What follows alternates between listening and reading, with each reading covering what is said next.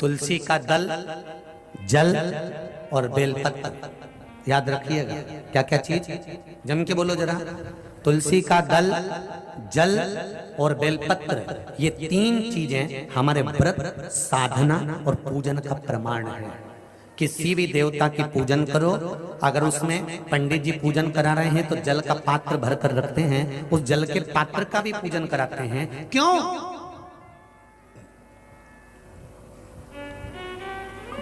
क्योंकि ये प्रमाण देगा आपकी पूजन का।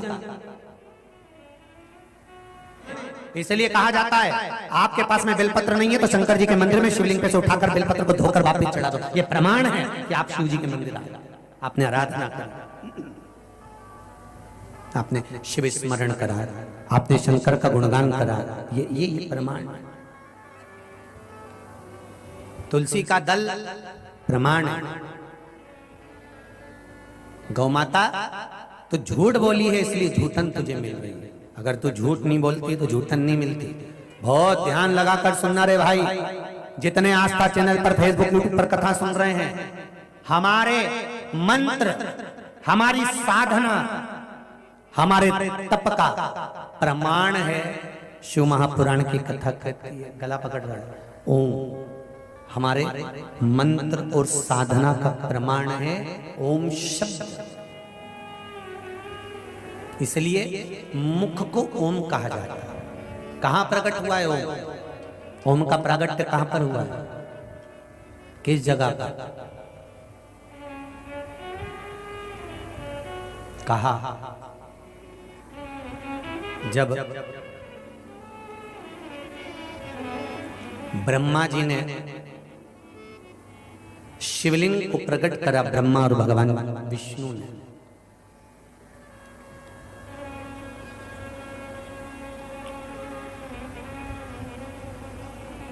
अग्नि का खंभ है,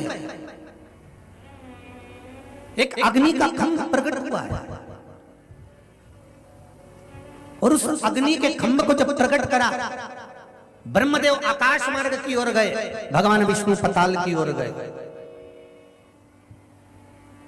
ब्रह्मा भी भटक गए, विष्णु भी भटक गए।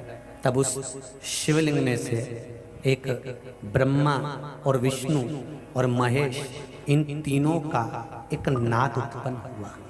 ओम में तीन नाद, आ, ऊ और मा। आप लोग जब ओम बोलते हैं तो उसमें तीन नाद निकलते हैं। पहला आ, दूसरा ऊ और तीसरा मा। ऊपर वाला चिल्ला रहा है, मध्य वाला बोल रहा है, नीचे वाला बोल रहा है। तीनों का शब्द एक साथ जब एकाग्रित होता है, तब उस अग्नि खंभ में से, उस शिवलिंग में से तीनों देवताओं के शब्दों का एक बिंदु प्रकट हो जाता है, जिसका शब्द है। इसलिए कहते हैं महाराज, पीला चंदन बेलपत्री के दोनों पत्ते पर, लाल चंदन बीच वाले पत्ते पर, शिव मंदिर में जाकर जहां पर शिव मंदिर में ये शिवलिंग है, ये जलाधारी है, ये माता पार्वती का हस्त कमल है जहां शिवलिंग रखा है। ये भाग है, राइट में गणेश जी, लेफ्ट में कार्तिकेय जी, बीच में अशोक सुंदरी है। समझते ना सब लोग? ऊपर से जो बूंद बूंद पानी गिर रहा है, शंकर भगवान की 5 लड़कियां हैं, जया, विषहरा, शामरीबारी, दौतली और देव। शंकर भगवान के 13 बच्चे हैं। उस 13 बच्चे में से 5 कन्याएं शिव जी के ऊपर है। पांचों का नाम आप सब बोलेंगे, जया, विषहरा, शामरीबारी, दौतली और देव। ये शिव जी की 5 लड़कियां जो शिव जी के ऊपर एक एक बूंद पानी गिरा रही है। जो जलाधारी लगती है वो शिव जी की 5 बेटियों के नाम से लगती है। शंकर भगवान की 6 नंबर की बेटी अशोक सुंदरी है। जहां से जल बहता है बीच में एक मोटी सी लाइन रहती है, वो शिव जी की छोटी लड़की है अशोक सुंदरी। जहां शिवलिंग रखा हुआ है, गोल जो भाग होता है वो माता पार्वती जी का हस्त कमल है। राइट में गणेश जी, लेफ्ट में कार्तिकेय जी, जहां से पानी बह रहा होता है। पानी गिरने के बाद में जितनी दूर तक मंदिर के फर्श से निकलकर जितनी दूर तक जाता है वहां 33 कोटि देवी देवताओं का निवास होता है। इसलिए शंकर जी के जल को लांघा नहीं जाता।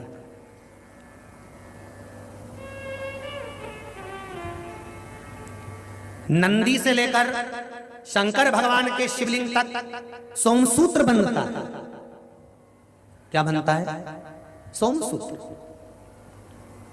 शिव जी का जहां नंदी होता है, इस नंदी से लेकर जहां शंकर भगवान का शिवलिंग लिखा होता है, यहां एक सोने का तार, जो प्राण प्रतिष्ठा करने वाले होते हैं ब्राह्मण जन, वो बताते हैं कि यहां से वहां तक एक सूत्र डलता है, सोमसूत्र, नंदी से शिव जी तक। क्यों? कि हम अगर नंदी के पास बैठकर कोई बात अपने दिल की कहें तो शंकर जी तक वो बात पहुंचे, उसको सोमसूत्र वहां से लेकर वहां तक।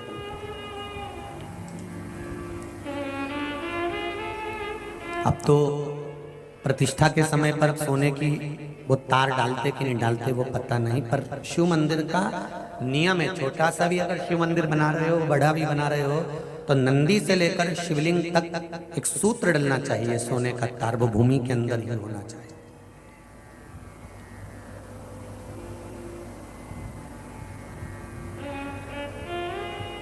वो भूमि के अंदर हो। जब फर्श लगे तो उसके अंदर कि यहाँ नंदी बैठेगा, तो यहाँ से लेके यहाँ तक शिव जी है, यहाँ से यहाँ तक एक तार डाल दिया, एक सूत्र बांध दिया। वो सूत्र क्या काम करता है? सोम सूत्र की प्रामाणिकता क्या है? क्या कार्य करेगा वो? तो वो एक कार्य करता है। आप एक दिन मंदिर गए हो और मंदिर जाने पर अगर आपने एक दिन जल चढ़ाया है, नारी का बीच में रजोधर्म आ गया, वो 7 दिन तक अगर मंदिर नहीं गई है, कोई पुरुष बाहर चले गया, कोई काम आ गया, वो मंदिर तक पहुंचा नहीं है, तो 1 हफ्ते तक अगर आपने जल भी नहीं चढ़ाया है, शंकर के नंदी के पास बैठकर आप अगर आए हो, तो ये सोम सूत्र आपके 7 दिन की पूर्ति कर देता है कि 7 दिन आप मंदिर आए हो।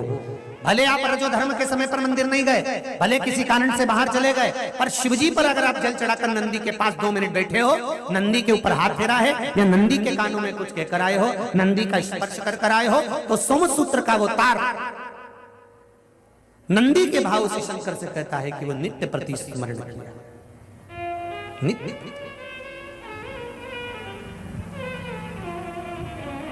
महाराज तो बेलपत्री, दोनों में पीला चंदन, बीच में लाल चंदन, और जो अशोक सुंदरी वाली जगह है, उस अशोक वाली सुंदरी वाली जगह पर डंडी का भाग जहां से पानी बहता है, वहां लाल चंदन का भाग नीचे की ओर शिवलिंग से टच करता हुआ, लाल चंदन का भाग, और दोनों चंदन, पीले चंदन के भाग बेलपत्री के उस अशोक सुंदरी वाली जगह पर रखकर मन कामना से शरीर में अगर कोई रोग हो गया जिससे चमड़ी सफेद पड़ रही हो, या काया कोई जगह जगह पर खाज हो गया, या कोई सोराइसिस जैसी बीमारी हो गई है, तो शिव जी पर उस जल को समर्पित कर कर उस बेलपत्री का जो पानी है वो लेकर आए, शरीर में उस स्थान पर लगाना प्रारंभ करें। धीरे धीरे लगभग 15 से 20 दिन तक अगर क्रम करा और श्री शिवाय नमस्तुभ्यम का जाप किया, ये निश्चित है काया अपने रूप में आना प्रारंभ हो जाती है, निश्चित। पर प्रयास करना, सोमसूत्र वाला स्थान प्रयास करना।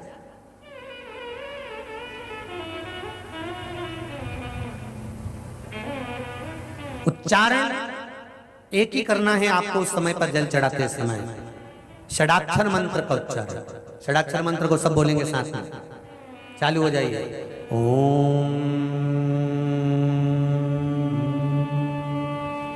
नमः शिवाय, ओम